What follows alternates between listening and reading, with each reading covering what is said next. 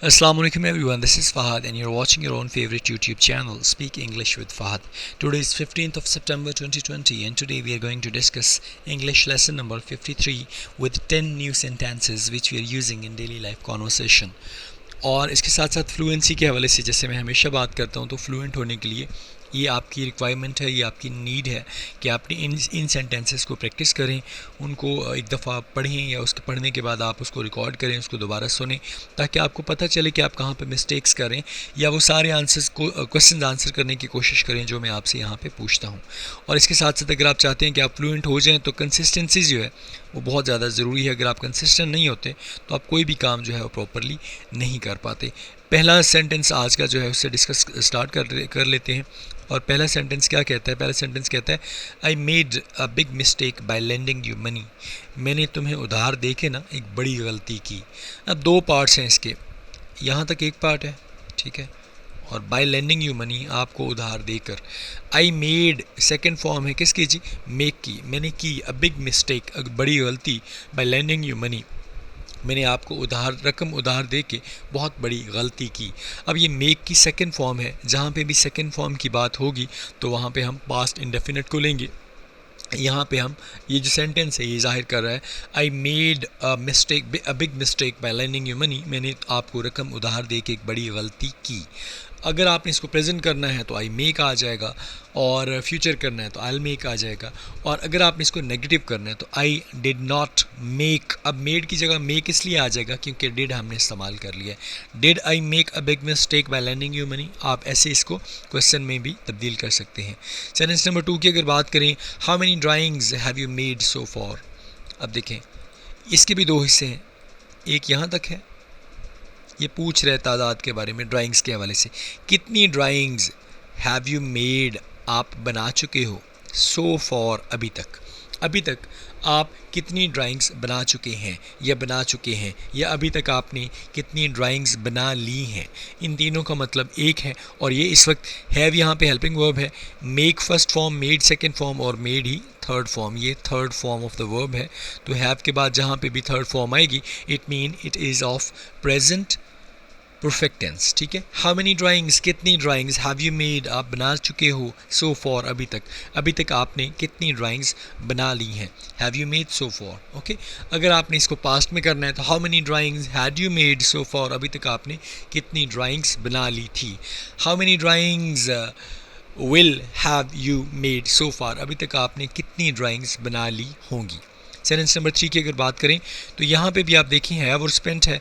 I have spent a long time in this post, मैंने इस post में लंबा अरसा गुजारा है। मैं इस पोस्ट में लंबा अरसा गुजार चुका हूँ, मैंने इस पोस्ट में लंबा अरसा गुजार लिया है। ये सब के मीनिंग सेम होंगे। I have spent, have basically यहाँ पे हेल्पिंग वर्ब है, ठीक है, और स्पेंट बेसिकली क्या है जी? स्पेंड की थर्ड फॉर्म है, यानी वर्ब की तीसरी फॉर्म है। Spend, spent, spent. I have spent a long time in this post, मैंने इस पोस्ट में काफ़ी लंबा अरसा गुजारा है या लंबा अरसा गुजार चुका हूँ। सेंटेंस नंबर 4 की अगर बात करें तो why did you beat him. कुछ लोग ना इसको why did you beat him आप भी बोलते हैं, यहाँ पे ना आप लगा देते हैं, आपने उसे क्यों मारा, ठीक है, आपने उसे क्यों पीटा। ये वो मार पिटाई वाला मारना है, किल्ड वाला नहीं, जान से मारना किल्ड होता है। अच्छा, डिड जो है बेसिकली ये क्या है जी? ये हेल्पिंग वर्ब है किसका जी? पास्ट इंडेफिनिट का। ये डू की ऑलरेडी सेकंड फॉर्म है, तो इसके बाद जो मेन वर्ब बीट है इसकी फर्स्ट फॉर्म आएगी, इसकी सेकंड फॉर्म है bit, beat bit beaten, beaten third form है। अगर तो हम यहाँ से स्टार्ट करें, यू बीटन हिम, आपने उसे मारा। डिड यू बीट हिम, क्या आपने उसे मारा। Why did you beat him, आपने उसे क्यों मारा। तो ये डबल इंटेरोगेटिव में आ जाएगा, why did you beat him, आपने उसे क्यों मारा, या why did you beat him up, आपने उसे क्यों पीटा, आपने उसे क्यों मारा। सेंटेंस नंबर 4 की बात बड़ा सिंपल सा है। SUP आप लिख के किसी को सेंड कर देते हैं तो वो पूछता है कि जी ये क्या है, तो इसका मतलब है व्हाट्सअप, और सुनाओ आगे क्या चल रहा है, कैसा है। व्हाट्सअप, व्हाट्सअप की जगह आप शॉर्ट फॉर्म में इसको SUP सब ये लिख के भेज सकते हैं। सेंटेंस नंबर अगर मैं 6 की बात करूं तो my advice is not acceptable to him, ठीक है। मेरा जो मशवरा है इज़ नॉट एक्सेप्टेबल, काबिल कबूल नहीं है, टू हिम, उसके लिए। मेरा मशवरा उसके लिए काबिल कबूल नहीं है। अब यहाँ पे जो मेन वर्ब आपके पास आया है वो इज़ है, और ये सिंपल प्रेजेंट के बारे में है, प्रेजेंट सिचुएशन को बता रहा है। My advice is not acceptable to him, मेरा मशवरा उसके लिए काबिल कबूल नहीं है। सेंटेंस नंबर 7 में देखिए, I have come here to solve your problem, मैं यहाँ तुम्हारा मसला हल करने आया हूँ। हैव कम है, हेयर यहाँ है, टू सॉल्व हल करने के लिए, योर प्रॉब्लम आपका मसला। मैं यहाँ आपका मसला हल करने के लिए आया हूँ, मैं यहाँ पे आपका मसला हल करने के लिए आ चुका हूँ, सेम है, ठीक है। या मैं यहाँ पे आपका मसला हल करने आ गया हूँ, एक ही बात है। हैव हेल्पिंग वर्ब है। कम यहाँ पे थर्ड फॉर्म है, फर्स्ट फॉर्म कम, सेकंड फॉर्म केम और थर्ड फॉर्म कम, और यहाँ पे ये प्रेजेंट परफेक्ट को जाहिर करता है। अगर आप यहाँ पे आई हैड कम लगा दें तो ये पास्ट परफेक्ट को जाहिर करेगा, आई हैव कम लगा दें तो ये फ्यूचर परफेक्ट को जाहिर करेगा। सेंटेंस नंबर 8 की अगर बात करें तो you are making a big mistake, आप एक बड़ी गलती कर रही हो। अब मेकिंग का मतलब यहाँ पे बनाना नहीं है, यहाँ पे करना है। You are making a big mistake, आप बड़ी गलती कर रही हो। अब आर है, हेल्पिंग वर्ब है, मेक फर्स्ट फॉर्म है, साथ आईएनजी है, तो ये प्रेजेंट कॉन्टिन्यूस हो जाएगा।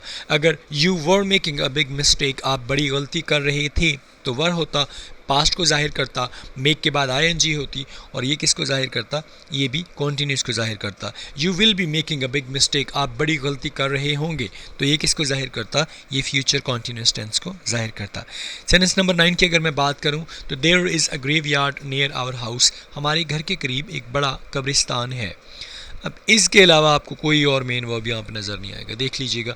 There is a big graveyard near our house, हमारे घर के नज़दीक एक बड़ा कब्रिस्तान है। आप किसी को लोकेशन बता रहे हैं, या there is a big school, there is a big ground, और there is a big market, कुछ भी आप यहाँ पे ग्रेवयार्ड की जगह लगा सकते हैं जो आपके घर के करीब है। अब इस यहाँ पे मेन वर्ब के तौर पे इस्तेमाल हुआ है, और ये जाहिर कर रहा है प्रेजेंट सिचुएशन को। सेंटेंस नंबर 9 की अगर बात करें, your parents are bringing you up in a good manner, अब यहाँ पे आर ब्रिंगिंग है, ठीक है। ब्रिंगिंग आपका मतलब क्या होता है जी, ब्रिंगिंग आपका मतलब होता है परवरिश करना। योर पेरेंट्स, आपके वालदैन, आर ब्रिंगिंग यू अप, आपकी परवरिश कर रहे हैं, इन अ गुड मैनर, बहुत अच्छे तरीके से।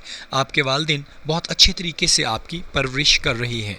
अब आर हेल्पिंग वर्ब है किसका जी, प्रेजेंट का। ब्रिंग के बाद आईएनजी है, फर्स्ट फॉर्म के साथ आईएनजी, ये क्या बन जाएगा जी, प्रेजेंट कॉन्टिन्यूस टेंस। और अगर योर पेरेंट्स वर आ जाएगा तो फिर ये हो जाएगा पास्ट कॉन्टिन्यूस, अगर विल भी हो जाएगा तो फिर हो जाएगा future continuous. So that was all about today's lesson.